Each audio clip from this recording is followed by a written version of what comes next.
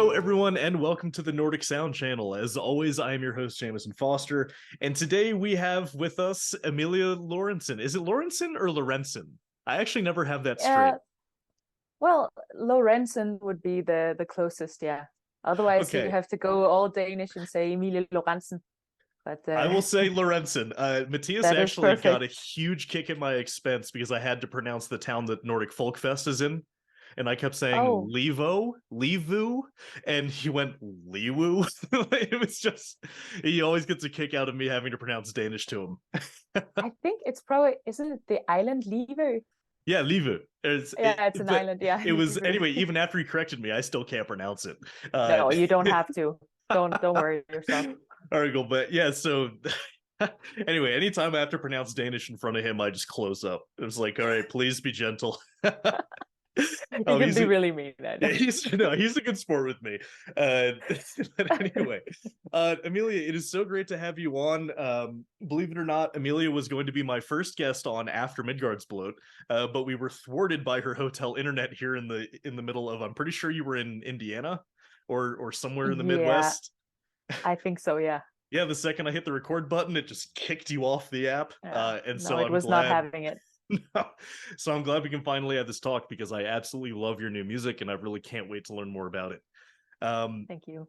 Yeah, so I met Amelia at Midgardsblot, and she was, as all of the Lorentzens have been, very kind to me, and it's just been great getting to know you all and hang out with you. And so a little bit more about Amelia's career. She is a part of Heilung, which we will be talking about. And, she is the sister of Jonas, who we had on the show recently. But then, as of 2 days ago, you released your first EP under your own name, correct? Yes. Yes, I did. And Yes. that, Very excited.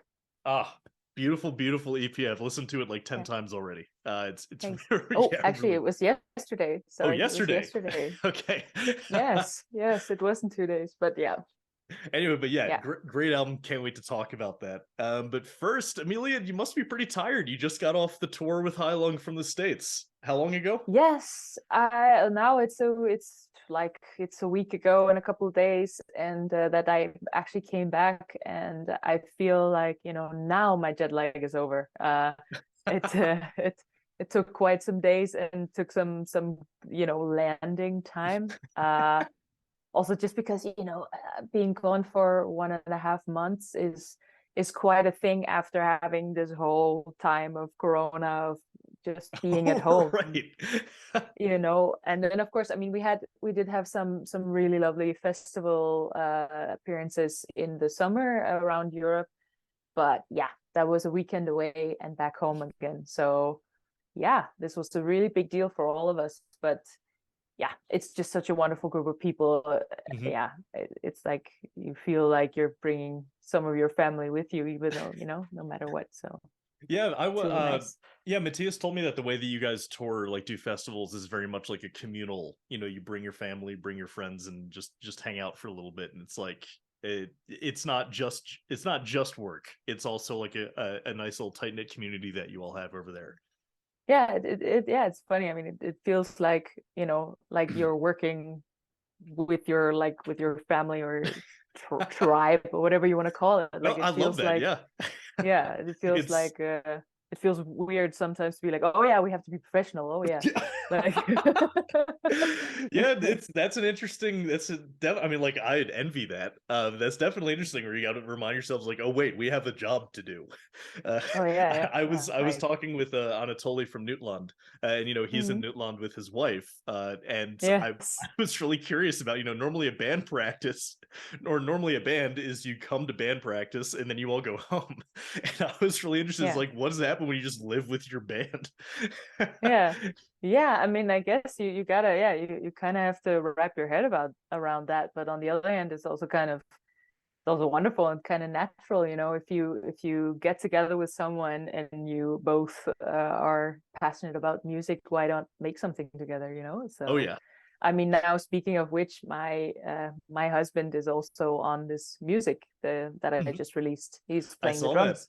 Yeah. So yeah, he also joined me in the studio, and that was also funny to have to sort of instruct my husband on how to play the drums. on my thing, but luckily I just basically told him to be himself, and then he did it. That's great. So that's funny. I've worked with my when me and my wife met, we were actually working together in a food co-op, which is just like a hippie grocery store. But then over the summer, her bakery, she's a very accomplished pastry chef. Oh wow. Lucky she's you. like, she's hot shit. She would never admit it, but she's very good at what she does. But over the summer, they needed help at the cash register because they were low on help, and I'm a student. I'm a deadbeat over the summer, so I was like, sure, I'll help. And technically, the whole time, she's my boss.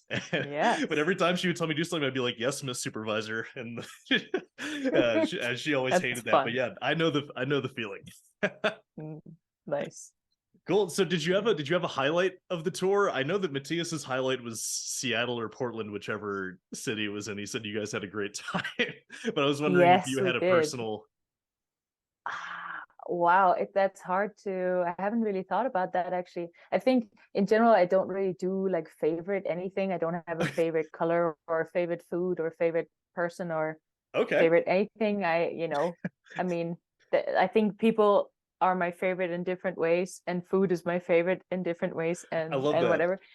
But and I think it's for me, it's the same with this tour. It's like there were so many wonderful moments in so many different ways. So I don't know, like I mean, I don't know, wow.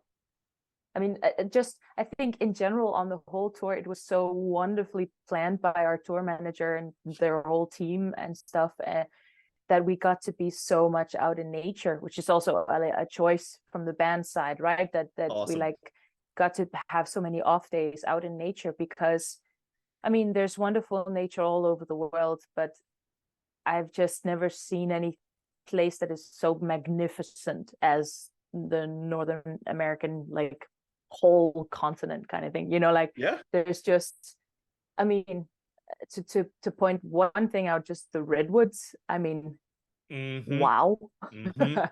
That we took a wonderful, we were supposed to go for a proper hike with our tour manager. He planned it, everything like a 2-3 hour hike, and it was going to be really great and beautiful walking through the redwoods, but we ended up just kind of basically staying in one little area because we were all just looking up all the time going wow, and he was like, you didn't want to walk, and we're like, but look.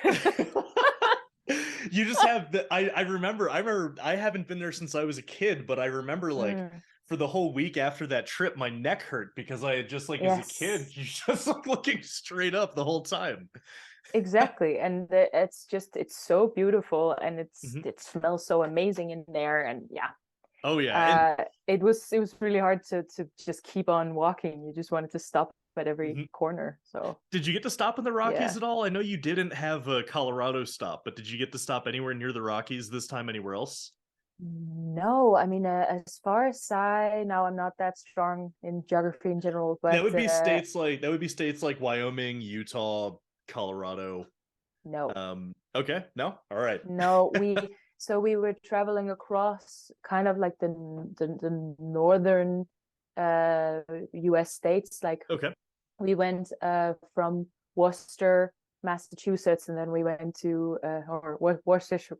No, it's Worcester. I'm laughing because you asked me last time because I'm from New England, and I always have to explain it's not Worcestershire. Yeah. It's just Worcester, yeah. So we went from Massachusetts, then we went to a really lovely place in New York State, Lake Erie. Beautiful there on the coast. Beautiful. I mean, it was magical. And then we went from there to across, and we went to, was it Chicago or was it Detroit first? Sorry. Damn. You don't have to give me a perfect chronology of where you went. Thank you so much. Thank you. Now I can breathe. I didn't mean to expect that of you anyway. No. Cool. But we had a wonderful time, like to travel up there, and then we had one performance in Minneapolis, in Minnesota, and then we flew from there to Seattle, so that we could have some lovely off days in Seattle, hanging around in the city. and then our tour bus and the truck and everything just kind of drove afterwards, which was such a luxury. It was really amazing. That's so cool. I mean, I'm bitter there was no Colorado stop, but I'll get over it eventually. Because I also I missed your Red Rocks concert last year. Really? I was still in the process of getting settled here because I had just moved here. And getting used to being a PhD student, which is a pain. Okay. So I didn't get to go, but then Matthias kept rubbing it in with like his seaweed totem that you guys gave him. Yes, I gave him seaweed because I was so, I was really feeling so bad for him. That was you specifically that gave him that. Yeah. Okay. Yeah, I am the seaweed, like I am the master of the seaweed when it comes to the Heilung stage decorations. I think I'm allowed to put that title on myself. That's so great. Now the cat is coming again. She's welcome to join. Yeah. So I gave him some seaweed because I knew we wouldn't need it again. There she is. Look at her. She's so cute. Anyways, I know, like, I just thought he would be happy, and he was very happy. So yeah, he lights up. It was. I get it though too, because so my wife is from Florida, like the coast, and then she moves up to New England, and we just love the New England beaches. We honeymooned in Acadia National Park, which is that's actually very similar to coastal Norway. You have like sheer rock faces and pine trees right on a beach. And what we missed the most about since we moved here to Colorado was just the smell of seaweed. So I relate to that, and I thought that was the perfect gift to give him when he's stuck like 9,000 feet elevation. Yes. Yeah. No, that was great. And I mean, now, I told him that I kind of get what he feels, but I don't really. But it's because I live in the Netherlands now, northern Netherlands, so it's not very far from the sea. But the sea that I live very close to is what is it called? The wading sea. Okay. So it's really high ebb and flow. Yep. So mainly it's either quite murky water or it's mud flats. Yeah. It's rough. It's not. Yeah. So yes, you can smell the sea. Yes, you can go there. There are some beaches, but I'm from the Baltic, and yeah. So to me, the Baltic is the sea to me. Oh yeah. Even though I think it's actually brackish water. It's not very salty. So I mean, it's very clean and blah blah. But it's actually just perfect to swim in because you can have your eyes open under there. It's the perfect amount of salt. So yeah, I mean, I grew up on the Chesapeake Bay, which is also brackish. That's like where Baltimore is and all that. But the water's so dirty that you'll like grow a third arm if you go swimming in it. So I just never did. I remember one time as a kid I went swimming and I had a cough for like the next 2 weeks.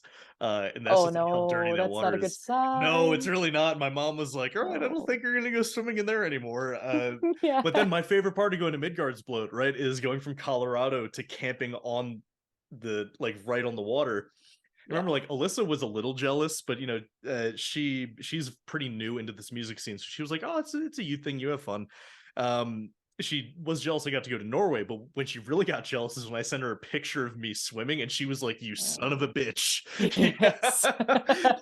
No, I get that. That. It's really like when you grow up around water, you really need, you want to be by some water, and like I have to go to the island that I come from or someplace close to there at least twice a year, or I will go mad. Like I just have to. So, yeah, definitely get it. So I was talking about Midgardsblot. So Heilung's concert, or I hate calling it a concert because it's really like a ritual or some other sort of experiential word. How different is it performing in a place like Midgardsblot compared to a different venue? Is it different? Because I would assume that it's a little different just because of just the atmosphere and all of the buildup around Midgardsblot. Because I remember by the end, what really struck me about Heilung's performance in Midgardsblot is you're playing for a crowd of like 5,000 metalheads, and at the end of your concert, you could like hear a pin drop. Like it was just so quiet because Mm. everyone was just awestruck. Mm. And that's definitely that's one of my that's one of the memories that seared into my brain of that whole Mm. festival, is just how quiet all of those rowdy motherfuckers were after your concert. So like what is it like playing at a place like Midgardsblot, and how is it different, if at all, from playing a regular tour? Yeah. Well, I think for me, also because like we performed at Midgardsblot before. Like I performed there once, and the band as a whole has performed there twice before. I mean, it was. I mean, I just really love that festival. So, Mm-hmm. uh, every ritual is different. It's become like a thing we say, but it's still not less true because of this. It really is different because every place is different.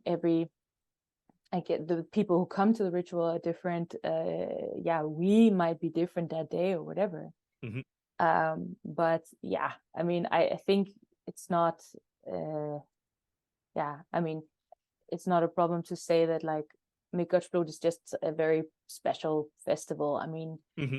also I think for me, if I only talk about my own, hello birdie, about my please, own, please talk about your own experience. Yeah, yeah. yeah, like if I only talk about my own experience, then to me it's really lovely because I also I also know the people who make the festival, Mm-hmm.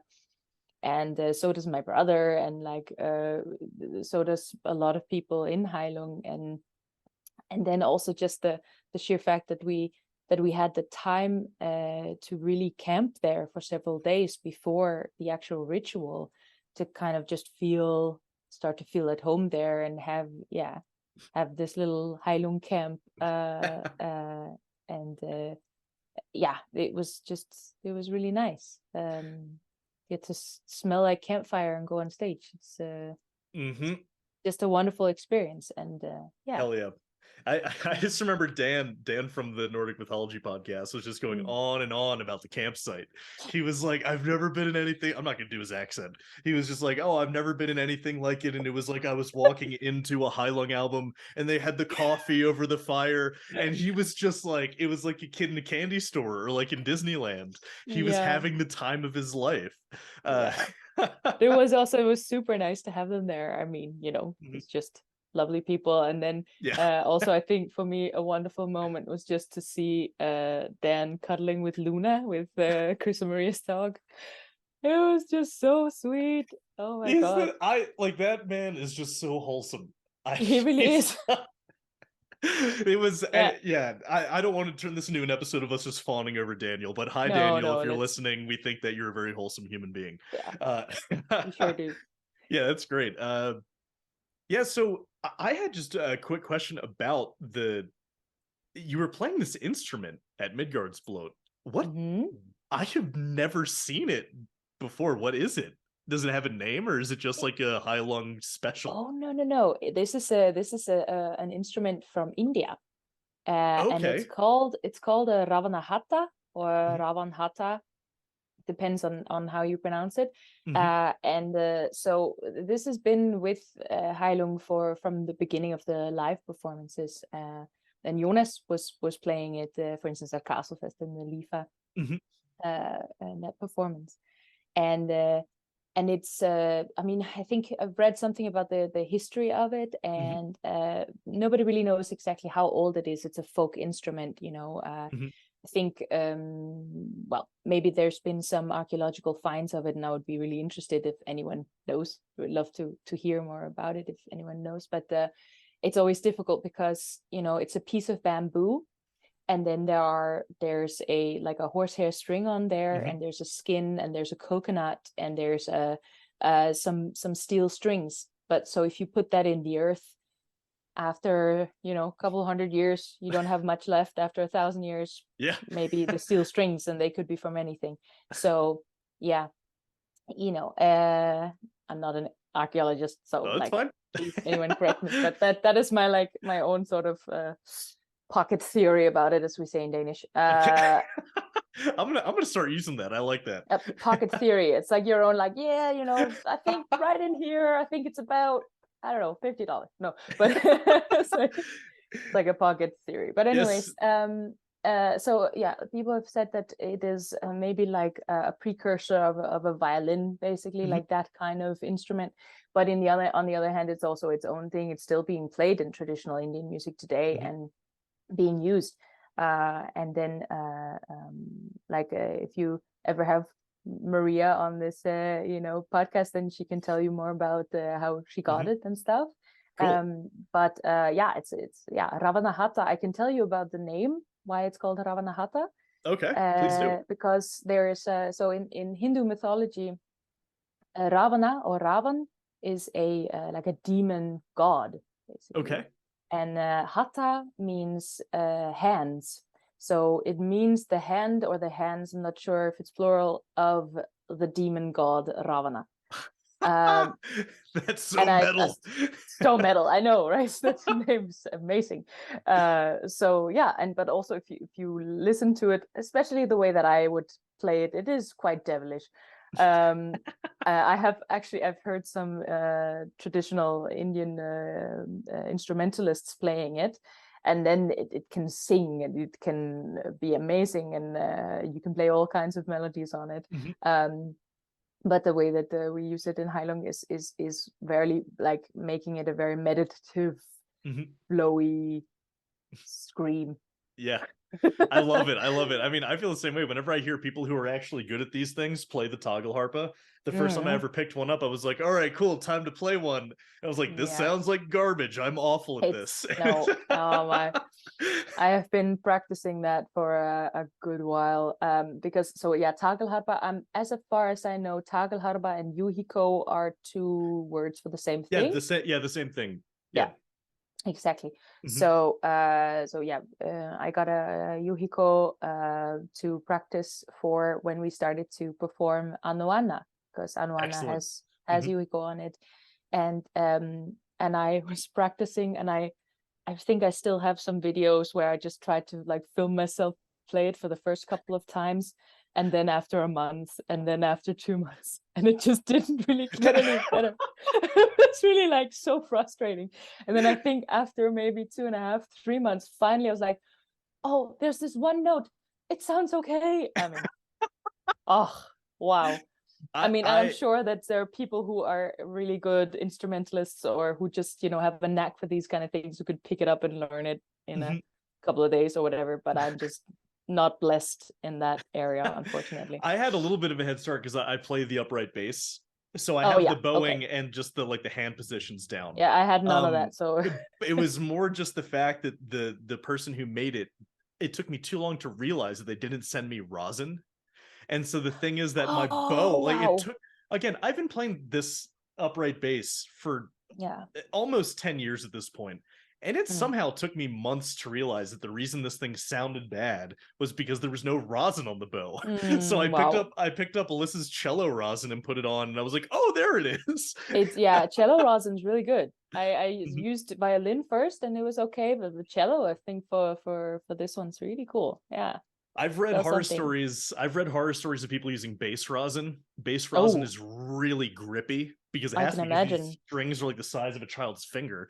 Yeah, And yeah. so someone will put that rosin and just the horsehair will just entirely unravel because Just that rosin's unravel. not Yeah. going anywhere.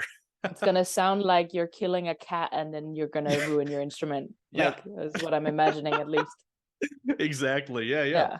So, and I also just wanted to say your performance at your particular performance at Midgardsblot was it blew me away, and I think that the best summary of it was someone got the ultimate picture of you doing your war cry, and you just had Mm. this look of fury and rage in Oh your yes, eyes, and I I was like, remember that one. holy shit, that's the side of her that was on the stage because you're so sweet and soft spoken in person, but up on that stage, you're like, I am Amelia. Wow, yes, I think it's yeah, that's a good one. Yeah, I think it's true. I mean, but I think for me it's so wonderful because uh, growing up, I think maybe a lot of people, a lot of people in Denmark, I guess, and Mhm, maybe also particularly women, have been told to be sweet and kind and mhm, quiet and through their whole lives, not out of meanness or trying to like oppress me or anything, but it was just the culture, you know. It was just like, you're a sweet little blonde girl, you're supposed to be sweet and little and blonde. And then, you know, to join a group like Heilung is just really amazing, because, you know, in that sphere and on stage, it's very much encouraged to be as wild as you feel like, you know. And yeah, we all have that inside of us, I think, and I certainly do. So so it's just really nice to get to explore that in a way and just express it however I want.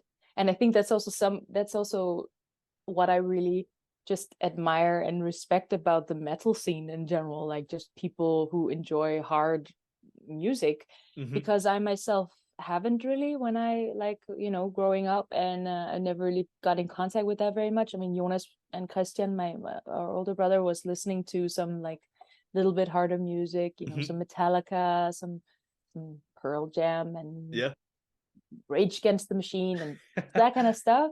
So I listened to it and I was like, oh, okay, it's interesting, but it's a bit too rough for me. And then, but I think what I really admire about the scene is also this thing of like, you see the typical metal fan, black, everything is dark, there's skulls and blood on the t-shirts, it's like, it's rough, there's whatever, if there's spikes maybe even everywhere. And then you meet them and you talk to a person, and then they're just like, oh, hi, how are you, you know, la la, because they go to a concert or they sit at home and they listen to the music and they go ape shit and they mosh around and they get all the aggression out, and then they can go around being zen for the rest of the time, you know. That's so I would actually love to talk about this some more, because I when I was in the Oslo airport waiting to board the plane to Keflavik, I was still wearing my green wristband because, you know, sentimental, I'm not taking it off or else then it's really over, right? I can lie to myself while it's still on. And while I was in line to board the airplane, this older woman comes up to me and goes, excuse me, young man, what are these green wristbands for? And I said, oh, it's a music festival. Why? And she goes, all of the nicest people in this airport are wearing those green bands. And I was wondering if this was some sort of retreat. And I was like, well, kind of, you're not wrong. It was the fact that this woman came up to me and had to ask, because she told me, like, literally everyone who has been kind to me in this airport has been wearing these green wristbands. So could you tell me what it is? And when I said it's like a heavy metal pagan music festival, she was just like, oh, I thought it was like a retreat or something. And I was like, but that's something that struck Alyssa about it too, because, you know, you talked about the you said something, you were starting on one way earlier where you were talking about sort of like this liberating aspect to being in Heilung and performing Heilung. Alyssa had a similar childhood, right? Her mom was always telling her, you know, back straight, smile, you know, be kind, be sweet, don't you ever argue, with that sort of stuff. And she never listened to heavy metal because her mom also wouldn't let her listen to heavy metal, right? So it wasn't until she met me and I started taking her to, you know, her first ever metal show was Sabaton, just because, like, that's just like a power metal you just take. It was like a nice, easy way in. But then she went to Fire in the Mountains with me, where Jonas was. And I remember that was the first time I had ever seen her yell. And it was like when I saw that, because we were seeing, it was either Enslaved, it might have been Enslaved. Nice. And she just finally, you know, when you meet her next year at Midgardsblot, or if you go, I'm assuming you will, she'll be going, and you just see it. She's also very quiet, sweet, not a mean bone in her body. And then she sees Enslaved and she's like, oh. And her favorite band, which is Visigoth, if you haven't checked them out, they're like this really dorky, like, I say it lovingly, like this dorky D&D Dungeons and Dragons power metal type stuff. And that's her favorite band. They signed her dice bag that she uses when she plays D&D. Nice. And for their show, she goes absolutely crazy. And the whole drive home, she was just like, I've never been allowed to do that before. Yeah. And she's not even in the band, right? She's in the No. audience just for the first time, and that was the word she used. It was liberating to be able to Yeah. express that side of her. And Mm. so you're feeling the same way in Heilung when you're up on that stage and a photographer gets you with crazy eyes. And I'm just like, I'm gonna stay on her good side. Yeah, yeah. No, And but that's yeah. the thing. I think, yeah, it does feel really liberating. And I think, I mean, now I don't remember really being told directly, like by my parents or something, to be Mhm, quiet or to be whatever. But I think it's like a, you know, it's like a, it's just like a cultural thing that, mhm, it was just, I was just looked at a little like, or told, oh, relax, if I would go off the handle about something or whatever. mhm, And it's just yeah, so I think it's, I mean, it's also part of like growing up and becoming a mature person, that you mhm. kind of I guess just respect your own feelings more, and your own reactions, and learn to deal with them, and blah blah blah. And but definitely, I mean, just the culture of Heilung, like with the people in the group, is just really very open and loving and warm. And yeah, uh, I could gush about that for a long time, but it's really wonderful.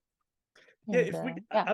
I would love to just ask you one more question on the subject because something Hmm. that there's this. So you know how heavy metal and this whole scene, right, Hmm. has this since the '90s and the Satanic Panic and all of that. Hmm. And when Varg was going around burning down churches, like Hmm. this scene has had like an almost unshakable public perception of Yeah. being like a really problematic scene, Mm. that attracts weird people to do weird bad things and all that. But the part that interests me the most is now in 2022, that's actually still the opinion that like music academia has about the scene. Oh, really? It's really interesting to me. Like musicologists, we're people who study music culture. Oh, yeah. And I had to do a book review for this book that talked about heavy metal is like this way to heal trauma. Hmm. Um, but then I brought up that one of my shortcomings with the book was that it really talked about, and this book was written in 2017. It talked about how like heavy metal wasn't a safe space for women. Um, Mm. and Yeah.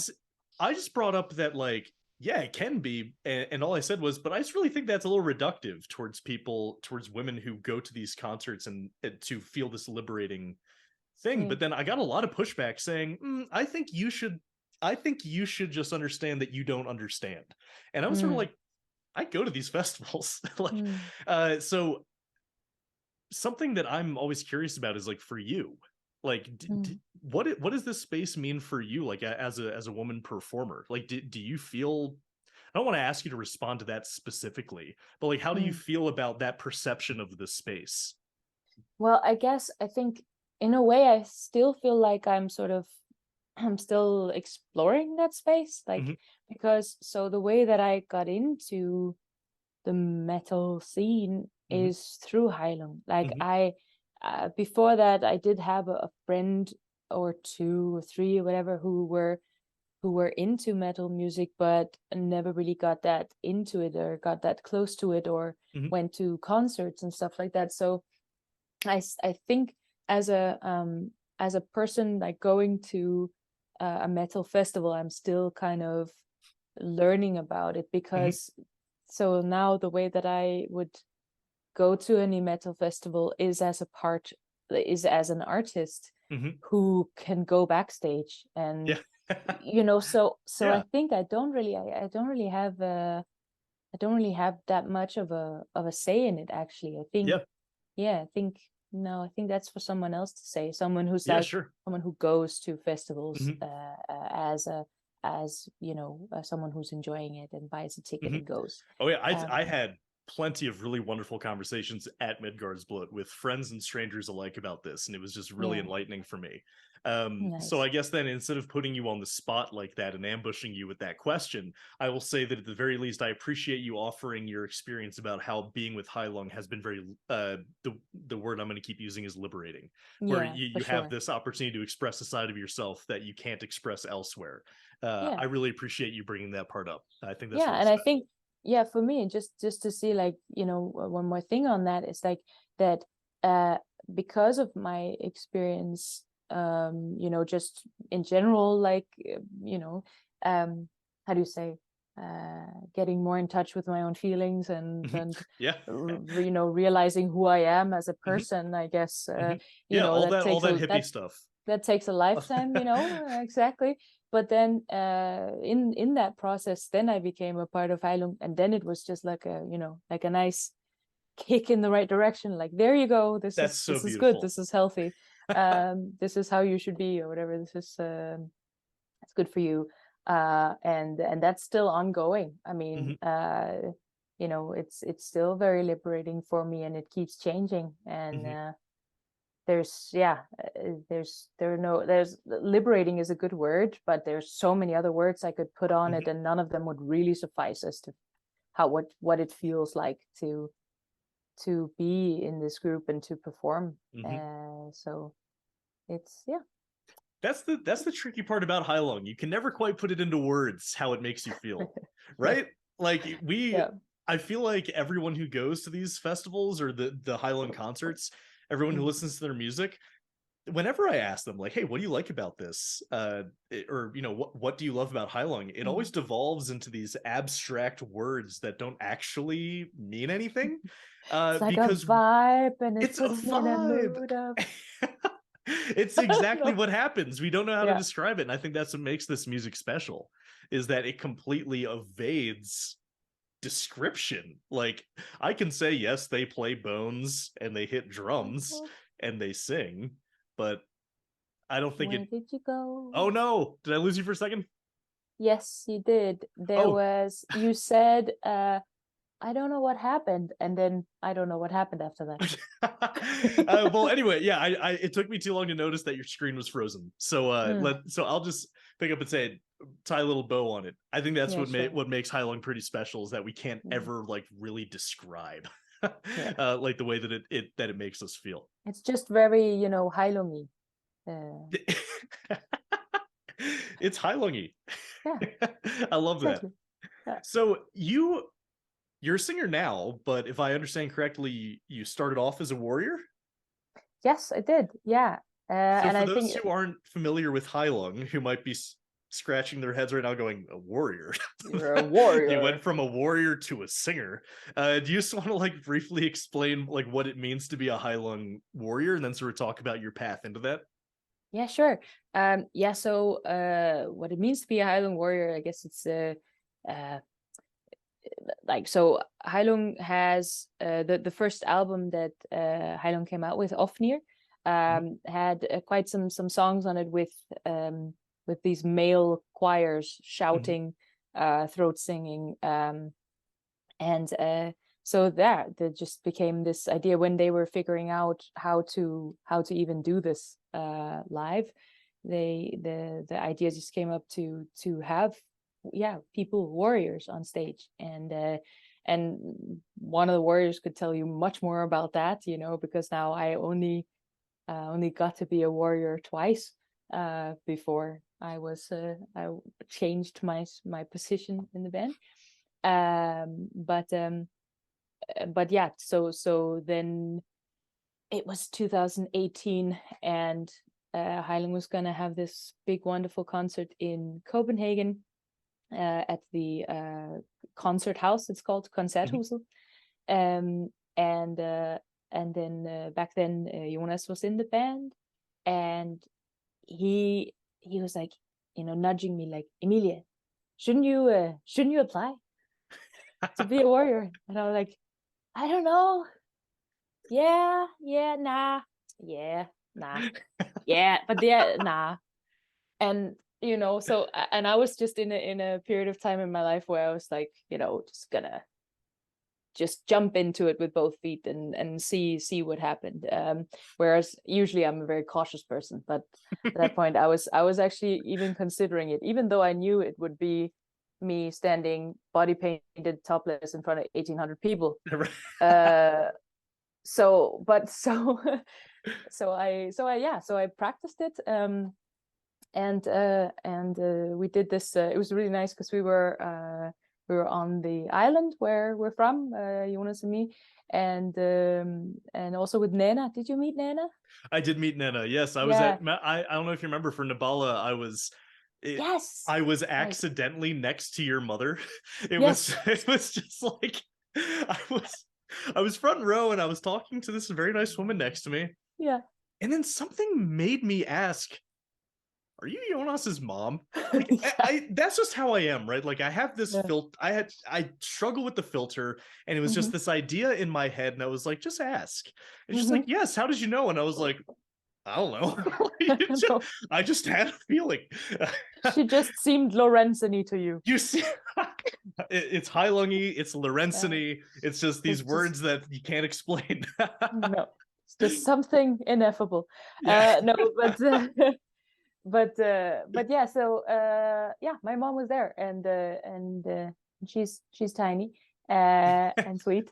Yeah, And and you were asking me about Nana. You were asking me about Nana. I didn't mean to interrupt the flow oh of yeah, no, consciousness. sorry, yeah, Yes. that's right. So Nana, Jonas and I were on Bornholm at that point, on the island, and so to become a warrior with Heilung, which they still have some auditions sometimes, so you can also send in an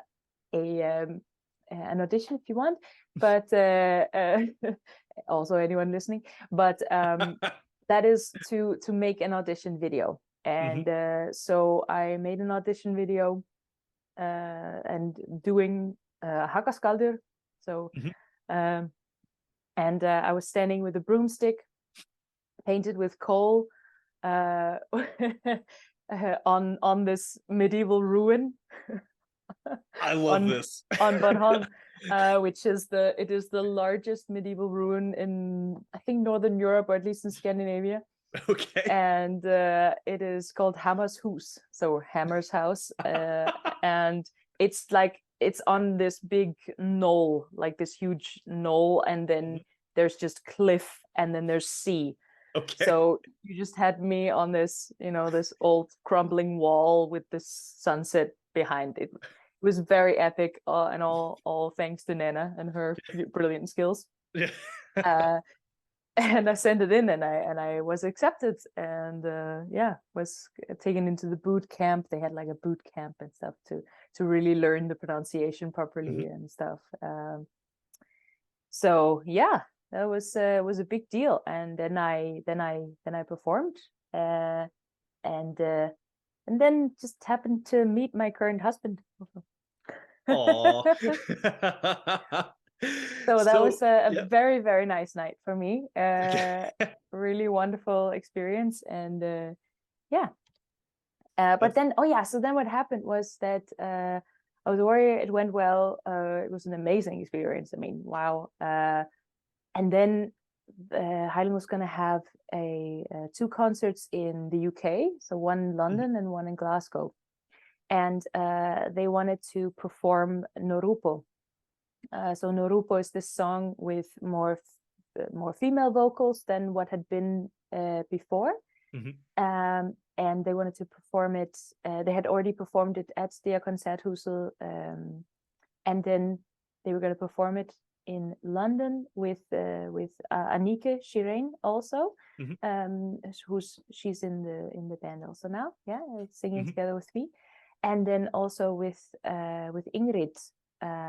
So she her her handle on Instagram is Ingrid Galadriel. Well, anyways, so Ingrid was gonna perform, but then it turned out that she actually couldn't come to Glasgow. And so they were like, oh, wow, okay, but if we want to perform Norupa, we definitely have to have two extra female vocals. So, and they knew that I could sing. I mean, actually, there's a story about how I met Maria, which is about me singing. But anyways, so they asked me if I could just learn Norupo, and this was like, I think, a week before they had to leave for the UK. And I was like, yeah, sure, I'll learn it. Okay, just like Old Norwegian, no problem, fine.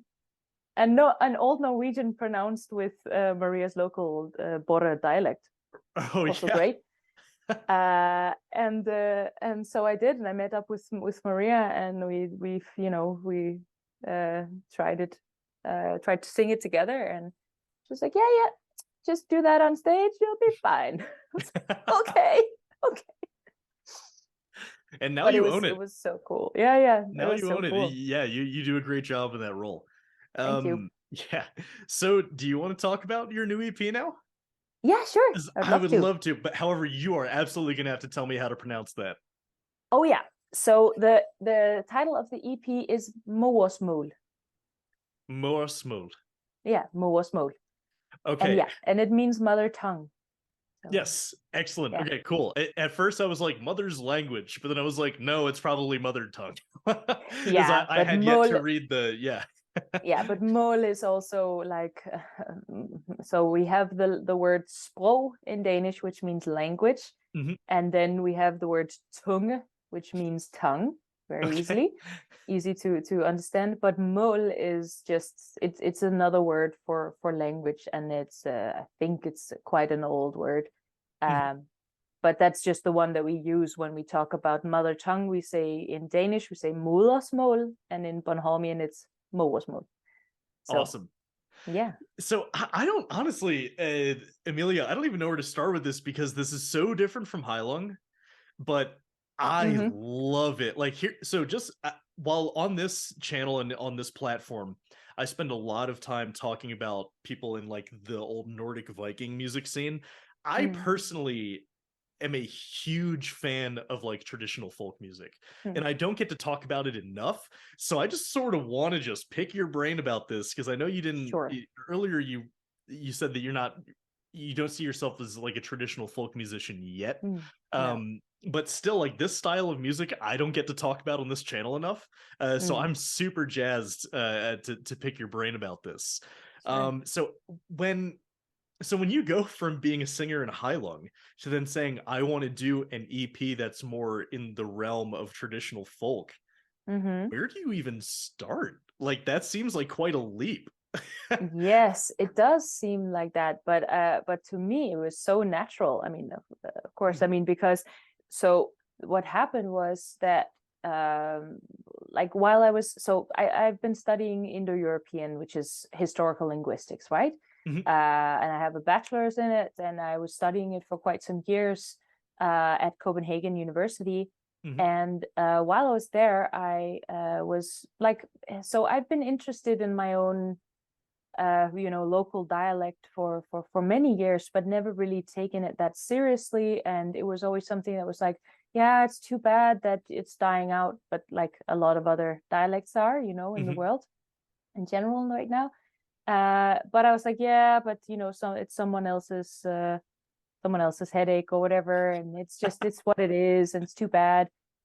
And then I think, but I've always had such of course, a deep relationship with it because it's the language my mom spoke and speaks today also, but spoke mhm, to me as a child. Um, and her side of the family. So my dad is from Zealand, like mhm.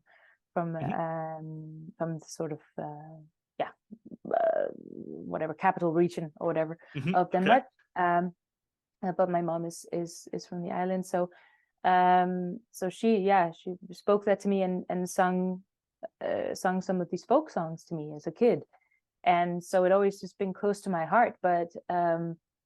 But then I got the opportunity to work on this project that was being made on like at the university, which is the Bornholmian dictionary. It was just called. So it was a way to have all these old dictionaries that had been written, in the 1800s or beginning of the 1900s, and to put them online, to scan them in and Mhm. make them available for anyone, which I thought, first of all, was an amazing project. I mean, because yes, you can go to a library. Yes, you can find an old book at an antiquarium somewhere.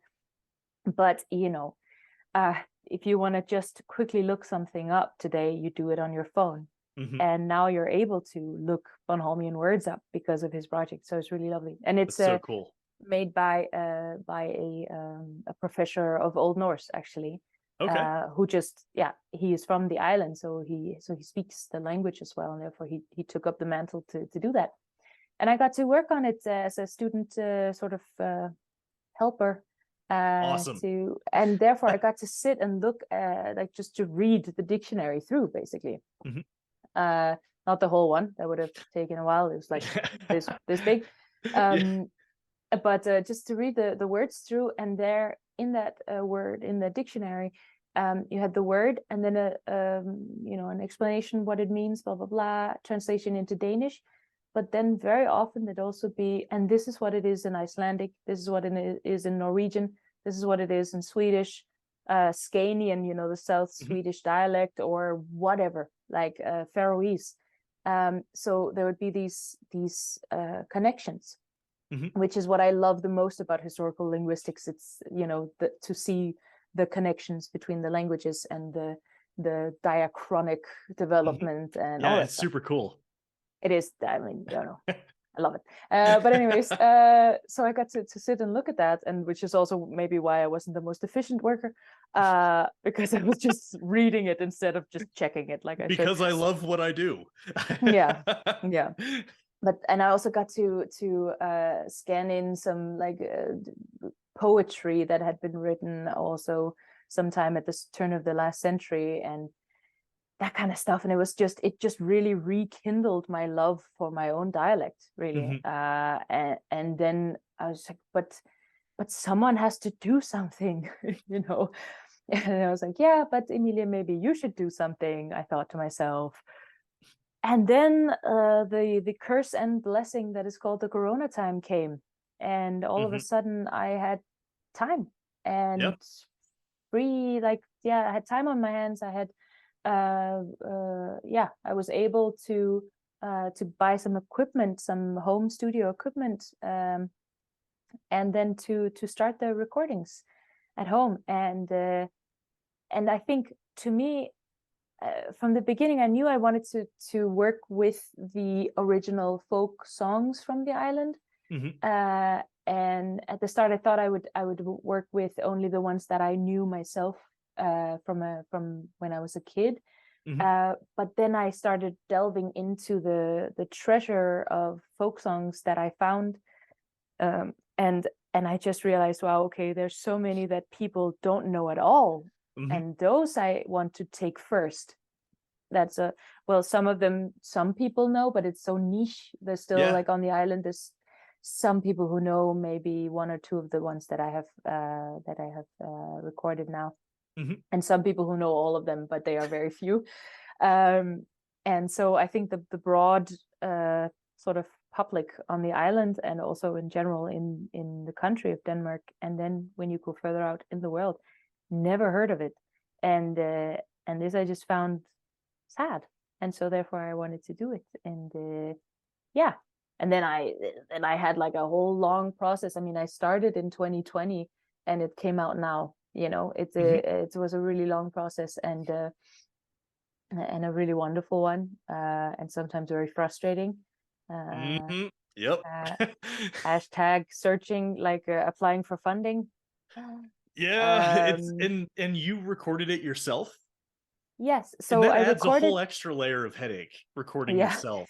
Yes, but then luckily, so I recorded it myself. I had to learn how to use that because I'd never done that before. I'd seen other people record stuff, and I had maybe been playing around with GarageBand or something, but like, I kind of wanted some proper gear for this. And but then I just happened to be in the incredibly privileged position of having one of my very good friends being an amazing sound engineer, and then one of my other really good friends also being an amazing sound engineer, and then more of my friends being people who've made music themselves for a long time. So I was able to draw on so many people's knowledge, and then I ended up working together with Fieke van den Hurk, who is a producer and sound engineer here in the Netherlands. And she's one of my really good friends, and like, she just taught me the basics of how to use this gear that I've just gotten, and I was like, so I can see that I have to put it together. And she's like, okay, let me show you. so That's so so it great. was so cool. And then yeah, we ended up working together on the whole thing and Mhm. producing it together. And yeah, it's super nice. I love that you pointed out that this took 2 years, because something that I've Yeah. noticed with like young ambitious musicians Hmm. is, and we kind of talked about this. I don't know if you listened to Matthias and Dan did a panel with Ivar and two other people from the music business, the Nordic music business. I And don't think I did. No, not I yet. it's the episode is something music industry. It has music industry in the name. Right. I think I saw Um, that. Yeah. yeah, and Ivar had this really great comment about how we have the illusion because of social media. This is not going to end up being a rant about social media, I promise. Because social media gives the illusion that like this process is fast. Yeah. You sit down, you make an album, and you're going to succeed overnight, and that's all there is to it. Yeah. Um, and so I think for a lot of people, especially those looking to get into making music, looking at this 5-track EP Hmm. and hearing that this took you 2 years, I think Yeah. that that's really good for people to hear. Yeah. Because this is five beautiful tracks, but 5 tracks Hmm. nonetheless. And someone's probably like, "Oh, that probably took her a few weeks." It's like, no, Yeah. no, No. that's a lot of work. Yeah, it is. And then I think for me, of course, it also took extra long time because I am based in the Netherlands, and most of the musicians that I'm working with were based on the island in Mhm. Denmark, right?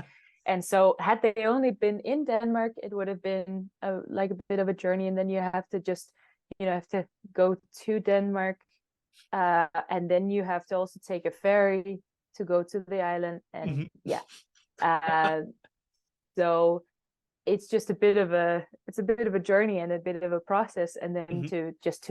to plan everything. And then being this distracted artist type that I am just not great at organizing things, so I really had to pull myself together there many times to be like, okay, so maybe you need to remember to remind people, and maybe you need to remember to Mhm. send them things on time, and book the ticket, maybe also great. And just these kind of things. And yeah, so it's been a great learning process for me. And yeah, I mean, I think a lot of the time when I was very frustrated and like, oh, I don't know how to do this, how am I gonna there's so many, like, here's a, how do you say, a bump on the road, and here's Mhm. another bump on the road, and then I have to make my way around that. And then I would just calm myself down by saying, Emilia, you're learning so much. Mhm. Just, you're gonna be so good at this at the end. That's great. That's a really healthy way to look at it too. Seriously, a lot more goes into making an album than just writing and recording music, Yeah, right? Like yeah. you I just mean, said, you if got to you remember to are, book the ticket. You got to remember yeah. to. Yeah, I mean, I think if you're the person who gets really super nerdy about the tech thing and how to, Mhm. find the right plugin for your blah and your things, and Mhm. then maybe you can make everything yourself. But I just, yeah, I'm just not that person, and I have to accept that about myself, Mhm. and just say that then, I just happen to be very lucky in my friends and Yep. network. So Yeah, you're in good company. amazing. Yes, yeah. I mean, Fike is amazing, and our working process together was also just really lovely. I mean, she just understands everything that I Mhm. say to her, even like, can you make it more ghosty, but like a happy ghost? And then she's like, yeah, sure. And then she just does it. Knows It's like, exactly, that is that is the best kind of creative partner. it's just perfect. I mean, it's amazing. So Yeah. yeah, and then so we recorded, so I took like all my home studio stuff with me when I had recorded sort of the basic Mhm. cue track kind of situation Mhm. myself, with my piano and whatever I could do. Then I took all that gear and went to the island to record with the folk musicians that I was so lucky that they, like, I just feel so honored that they wanted to be on my album, Mhm. because they are they are like the folk musicians on the island right now that have been recording and playing, and they the folk music, and they still like, they're the types who go to these folk music evenings and play when people do folk dance. And so they I are do the that. ones who are, yeah, Just so you know, cool. like that's what I do. So like that's why I'm super into this. Nice. Yeah. Yes. Okay. Yeah. Yeah. Nice. Good one. Because this is the thing. I mean, they are the ones who are keeping the tradition alive in the place where it came from. And they're also the ones who have recorded and new versions, and they've made their own, and they've, they're furthering the tradition. And yeah, so I'm just super happy to be in their company. And then yeah, so we recorded in the bagpipe player's house, and and put up blankets and stuff so that it wouldn't sound too roomy, and yeah, just made it happen. And then Fika did her magic when I came back to the Netherlands, and we produced it together. And then we recorded the drums also in Fika's studio, because yeah, recording drums, we tried to do it at home here, like in our bedroom, and putting stuff up, and like now my husband is laughing. It was so funny. You're like, just putting up like blankets and scarves and stuff so that it wouldn't, but it was just, there was always something just going somewhere. It's like, yeah, so it's a we whole gave different up. beast with drums. It really is. It's impossible. So we just gave up, and we're like, Fika, can we please just come to your studio and do it? She's like, yeah, come. And yeah, and then it ended up sounding great. So it's, yeah, it was for the best, definitely. Awesome. So unless I misunderstood you earlier, I'm pretty sure you said that you are new to this traditional folk music scene. So with that in mind, like, how did you approach writing an album of this style? Like, did you have particular musicians who you were listening to for some sort of ideas or inspirations? Because to me, while I was listening to this album, I heard a lot of sprinkles of other traditional vocalists who I'm already familiar with. Like the most obvious to me was, are you familiar with Frida Onevik? No. She's a Norwegian singer. She does like this folk jazz thing. It's really Cool. awesome. She's a very talented singer, and I like, you're already saying you don't know who that is, but I heard that in this music. So that led me to wonder, like, did you have some sort of like guideposts of musicians where you would listen to them for inspiration or take ideas or any of that, or did you just go free falling into this project? I think maybe more like the latter, but Okay. but on the other hand, I think, just having like in these last in these years since I joined Heilung, I've just been introduced to so much music, and also so much like folk and alternative folk and world music and everything that I never heard before. And I've really fallen in love with that genre, if you can call it. I mean, it's very broad, world music. What is that? But you just described my major. Like, yeah, what, like our whole major is like, what is this that we're doing? yeah. Like, but I love that, just so you What know. is it? I mean, I guess it's a vibe. There it is again. But anyways, um, but I think, yeah. So I've totally fallen in love with that music, because I always loved, like, I don't know. I always loved sort of like, yeah, I've always had a very broad music taste, I think. Like when I was 13, I was really into Eminem, and then the next year it was Joni Mitchell, and then I love it. And then it was Bob Dylan, and then it was hell yeah, very much into Billie Holiday for many years, still am. That's wonderful. I have a few of her vinyls here right next to me. I love Billie Holiday. Yeah, amazing.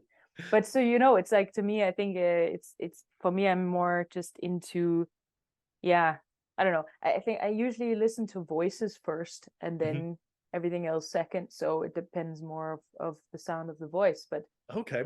But just I never really listened to, folk music like that. I mean, like I say, my mother sung some of these songs to me when I was a child, some of the traditional like folk songs from the island when I was a child, and I always loved those. But listening to a folk album like that, like as a child, I never really did.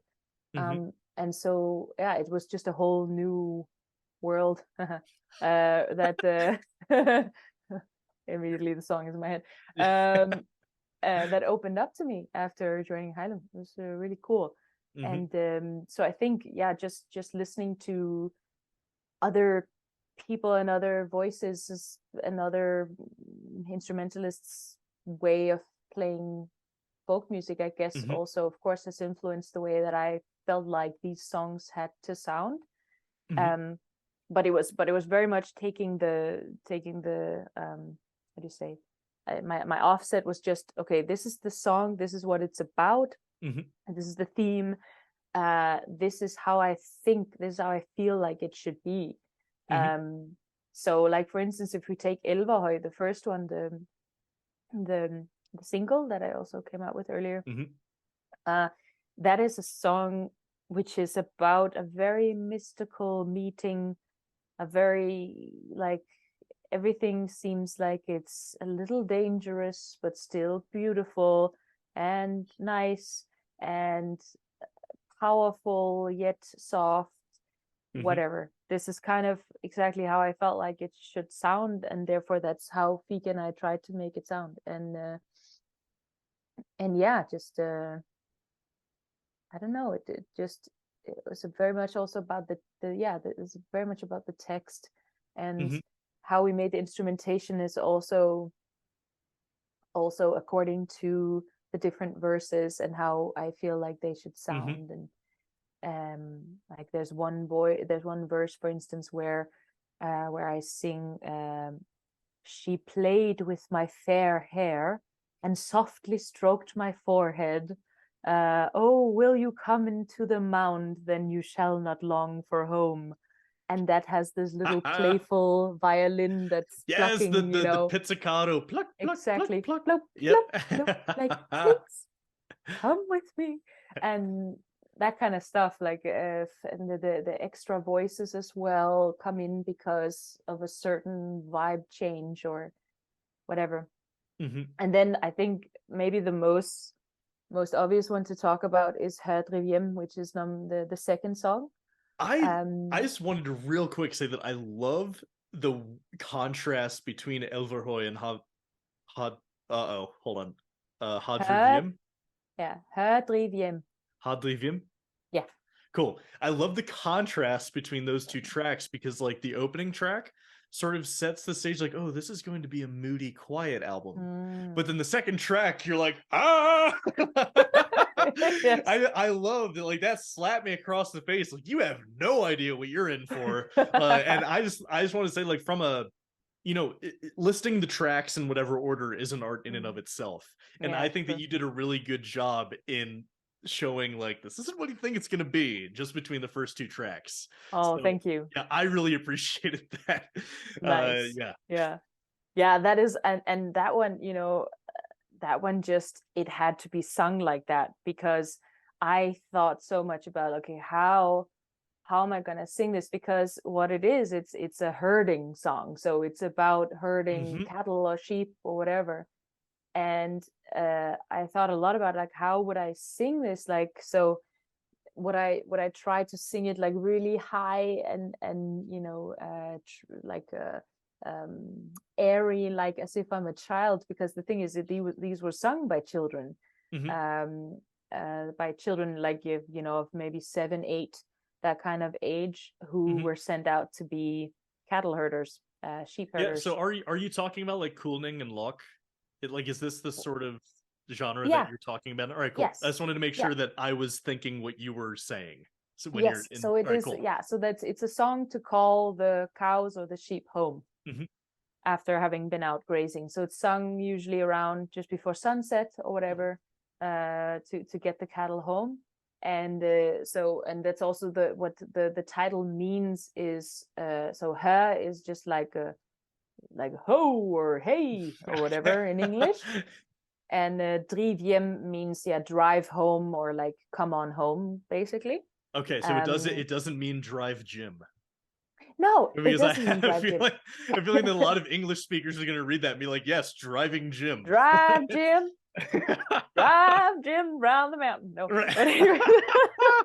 I love that, and you absolutely accomplished that because those little yips you add at the end Oh, yeah. of because you're using your stomach voice, absolutely, but then you still have the little yip at the end of it. And I was like, oh yes, I love this. Nice. It's that track was so well done. It was but it had to sound like that, and the main reason for that is because I decided, okay, the only way that I can figure out how this has to be sung is I have to go out and find some sheep or some cows and try to sing at them and see what happens. And that's what I did. So I tried first on Bornholm when I was there one summer, I think last summer, and then I just stood on this field and just sung at them, and I sung it in this like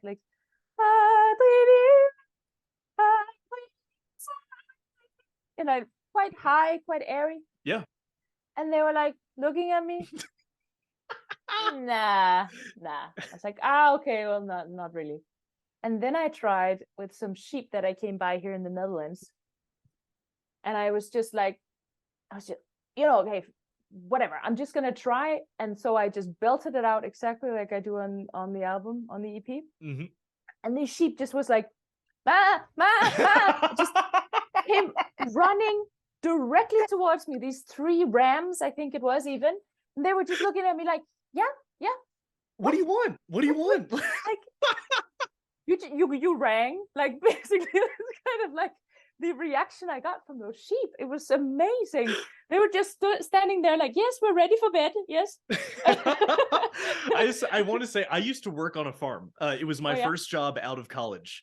And when you tell me that the sheep initially looked at you, like when you tried the airy thing, I had the look in my head where they were like, what's her problem? But really, then like oh my god, that is so friggin' funny. Super responsive, and I thought, okay, well, that settles it then. No doubt about it. I had this idea, and I had this image in my head when you say that you went to go test it out on some sheep. I had this idea of like you on the side of the road yelling at sheep, and people are like driving by staring at you, and you're like, it's research. It's research. It's ethnomusicological research. Hey, that excuse will get you far. Sorry, Runya's sitting on the microphone. Hi, Runya. Oh, she's stuck now.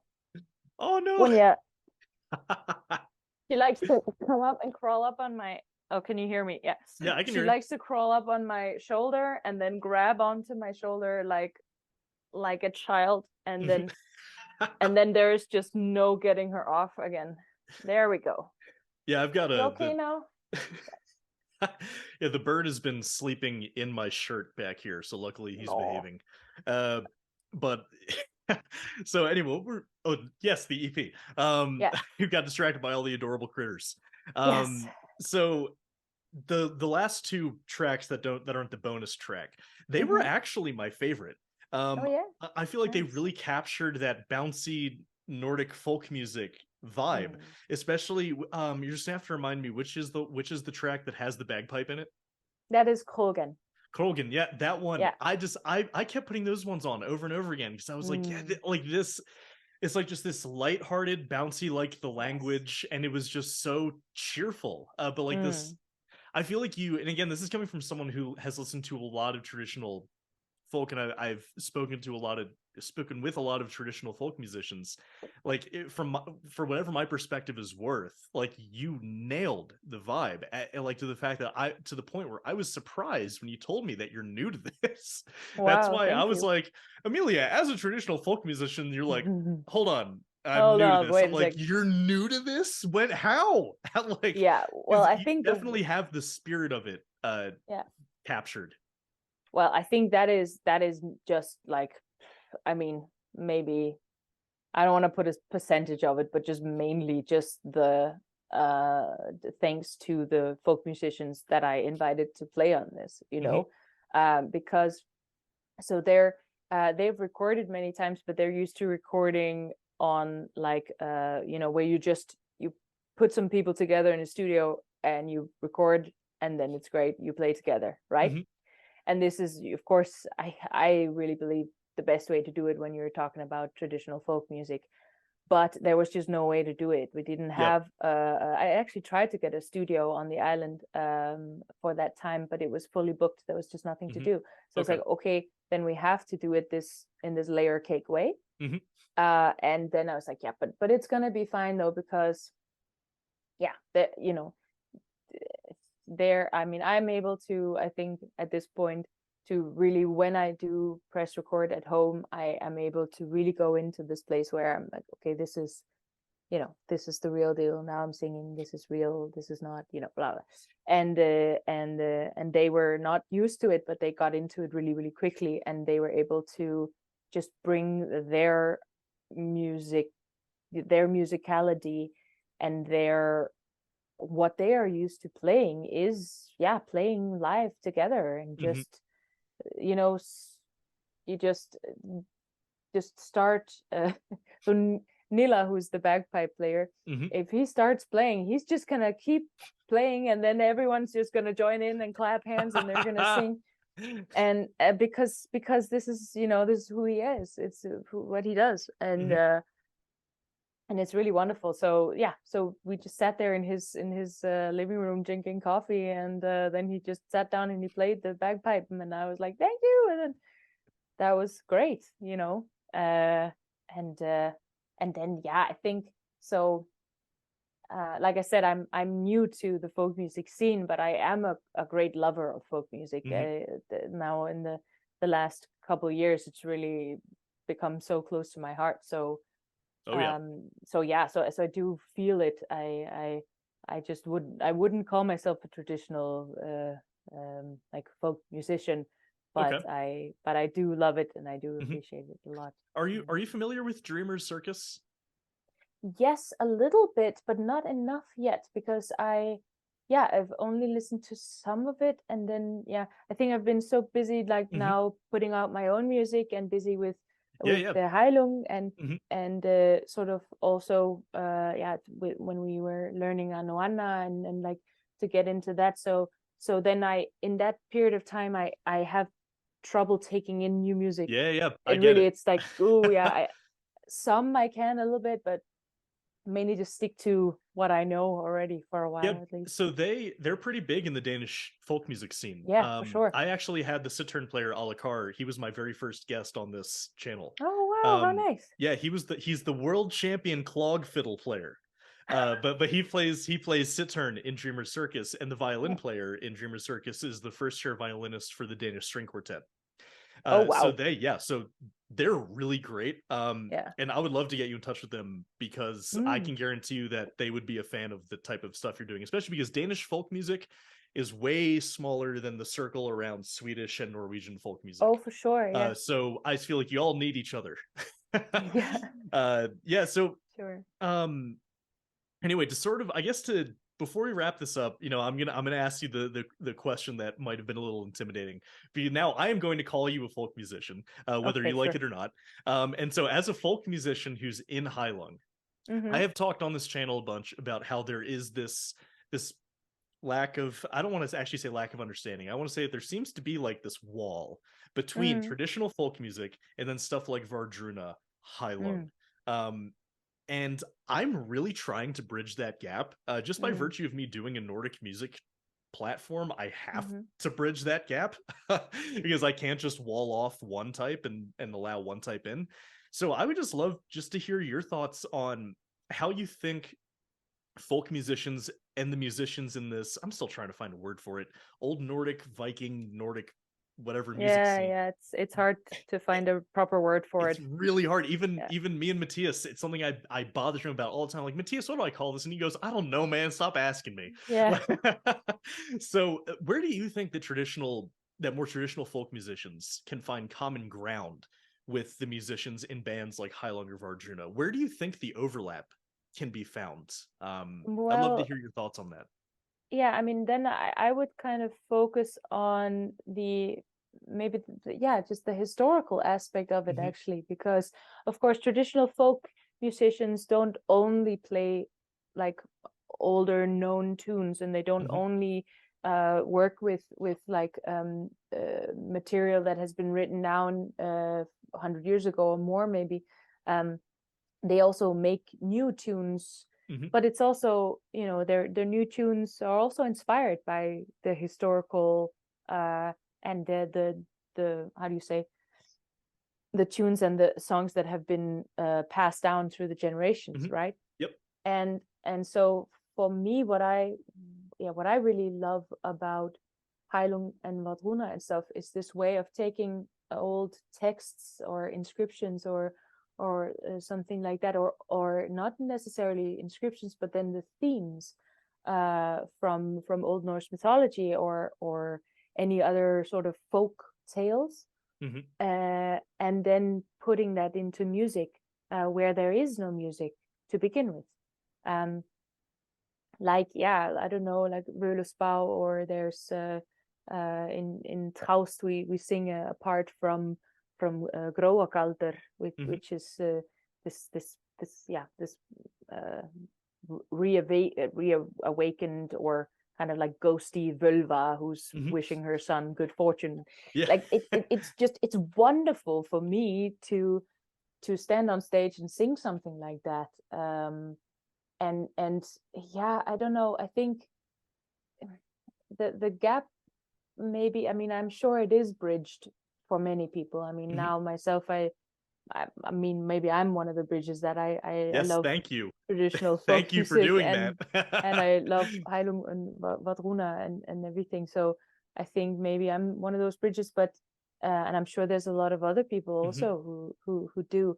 And maybe, I mean, maybe the two sort of areas of music that one could call folky or folk doesn't have to be bridged on a larger scale like that, because it's also so much about, you know, personal taste. Yeah. Right. You know, if your whole life is traditional folk music and this is what you love, this is who you are, you don't have to love the people throat singing and screaming.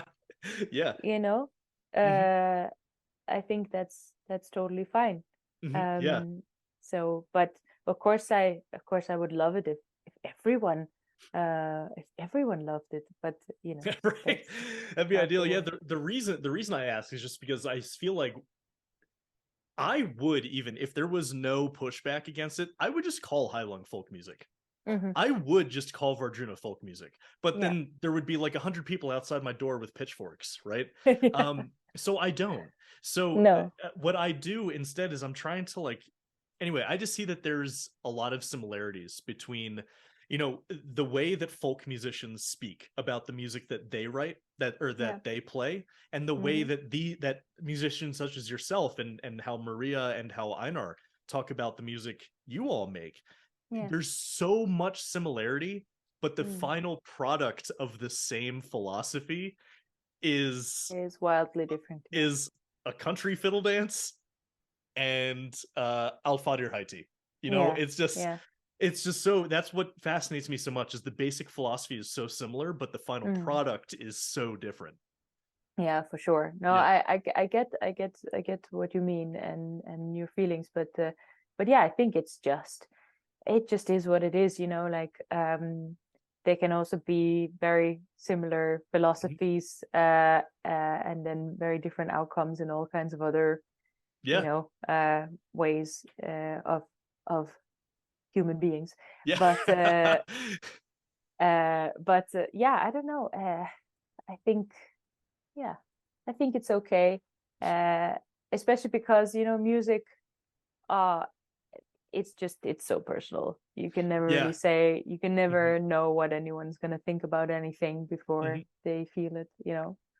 So yeah, Amelia, thanks for that. That was actually like a way more beautiful answer than I ever could have hoped for. So I really nice. appreciate that. Yeah. I always like it when a musician, hold on, I don't know if you can see him.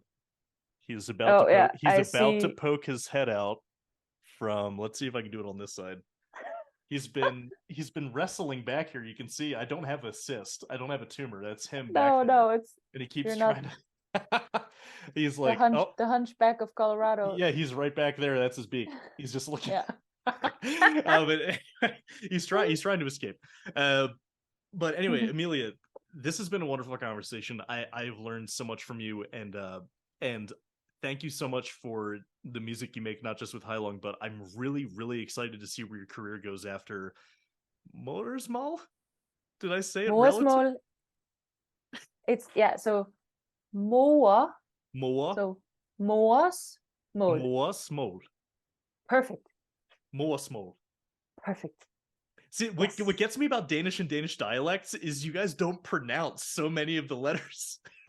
That's like but then Norwegians are also guilty of that, but they pronounce more letters. But then Swedes pronounce a lot of them, like the most of them. So it's in like this descending order of how many consonants you guys pronounce. But do you realize what you just said? Oh, what did I just say? You said. Oh, I made that comment to a philologist, to a language person. I just got myself in trouble. Continue. You just said the sentence. You guys don't pronounce most of them. No, most of them. You don't pronounce stuff either. Hey, you ignorant American. Don't cast the first stone. No, but this is the thing. I think, so everyone does this, but the thing is, so Danish has the problem. Sorry, I just have to say this. No, please. I actually am really glad that I just got the language person fired up. Please. Great. Please go. No, but this so Danish just has that problem, the historical problem of the written language being very, very like old. It's kind of outdated. It hasn't been updated for a couple hundred years. I don't know. Don't quote me on that one. But okay, it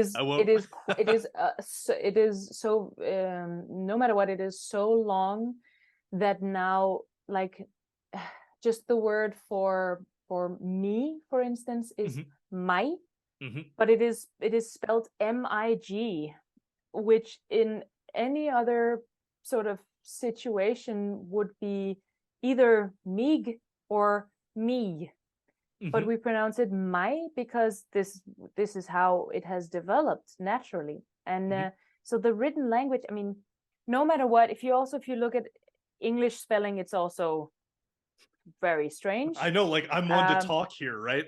yeah. I mean, English spelling is super weird, but I think maybe without being biased, I could say that Danish is probably a little bit more weird. But the important thing is not the written language. The important thing is the spoken language, because written language is just a way of, it's a tool to try to communicate the the spoken language to via the medium of text. And so yes, you could say we don't pronounce a lot of the letters, but it's more like we write a lot of letters that we don't pronounce. That's such a better way to put it. This is why I'm glad that I got you fired up about this. I was like, I'm going to learn something at the end of this. yes. No, but the written language has to be updated. But there's a lot of linguists are trying to, they're really breaking their heads about how would that look? How would that be possible to do without then losing the connection between the different words and also the connection to the other Scandinavian languages? It's a headache, and I'm happy I don't have that job, at least. So could you real quick, just for my own sake, could you say the Danish words for wool, oil, and beer? Oh, uld, olie, øl. I just remember. Øl, olie, øl. So there's this girl on Instagram, I forget her name, but she's also really into language, and she does a lot of really funny videos on just like how the various Nordic languages came up with their words for things. And she does it in sort of like a round table type thing where she acts all of them out. She has like their flag taped to her head. And cute. She's like, okay, Denmark, what word did you come up for plane this time? And then they get all the way to Norway and it's like fly thing. It's just like, but she has this one where it's like, okay, so Denmark, your word for wool is what? Okay, and your word for oil is what? And it's just this whole thing. It's my favorite way to look at how Danish is so hard to teach yourself. Yeah, it is. Yeah. So I know. Amelia, thank you so much for letting me keep you so long on this talk. I've had a really wonderful time talking with you. Yeah, me too. It's really fun. Yeah, thank you for coming on the show. I'm looking forward Yeah. to seeing you guys next time you come around, or even if it's a Midgardsblot. Yeah. It's always a pleasure We'll seeing you see. guys, and I really appreciate you taking the chance to be on the Zoom call with a stranger across the ocean. It can be a little Yeah. daunting. Well, it was really nice, and I mean, you're not a stranger. I met you at Midgardsblot, you know, very Right. shortly, but Very shortly, yeah, yeah. I still feel like, yeah, that guy, he's nice. All right, So cool. it's Oh, well, fine. glad. At the very least, that's what I've heard. All right, Yeah. Amelia, where can people find you if they want to follow you, learn more about what you do? Yes. So, well, I think the best places are maybe like if you go to Bandcamp, you can see my new releases there, and you just search for my full name, Emilie Lorentzen, on Bandcamp. And then there's Instagram, Emilie Lorentzen .music, which is my handle. And then also on Facebook, I have Emilie Lorentzen artist page there. You can follow and see what I do. And yeah, I think that's pretty much it, actually. Cool. Yeah. And I'm gonna put in a little caveat that there is another Emilie Lorentzen on Bandcamp. Oh, is So there? there is, but she has like one piano tune from like 7 years ago. So Okay, for that's anyone not listening, me. yeah, so for anyone listening who goes to Emilie Lorentzen's page and is like, the hell is this? Yeah. It's a different one. So, All right. Cool. Cool. Yeah. So Good again, one. Amelia, thank you so much. It's been really great talking with you. Yeah, you Love the too. new album. And oh, I wanted to say, not to end this on a depressing note, because I actually want this to be a good thing for you. Okay. At Oh, first, yeah? it's going to seem like it's depressing. My family had to put our family dog down this morning. I was very Sorry. I was very close with him, and it was very rough for me because all that. But I want you to know their last night with him, they were listening to your album. Aw, And that is so especially sweet. Elverhoy. I Yeah. probably butchered that too, but please spare me. No, it was very good. Okay. And they were telling me honestly, like, that was great music for just the, just the positive, more, instead of like dreading the end of life, you're celebrating the life. And Oh, so wonderful. that was sort of their soundtrack for their last night with the pup. Oh, that's So really sweet. yeah, I just want to say, so forever, that is the place that this EP will have, at least in my life, is it'll always be associated with that, but it's not a bad thing. It's No, more of no. a positive. I can't think of prettier music to remember him with. So I just want to Oh, thank you for that. I knew I oh, was forgetting wow. something. Yeah. Well, thank you. Thank you for telling me. That's beautiful. I mean, Yeah, it's sad, so but it's beautiful. Yeah. exactly. He lived a good life. He was a great pup. So anyway, Nice. so I'm not going to hold you hostage with sad dog stories. So thank you, Amelia. Great to talk with you, and I look You forward to too. seeing you soon. All right. Yes, you too. And All right. have a good rest of your day, and I'm gonna have a good night. All right. Cool. See ya. Bye.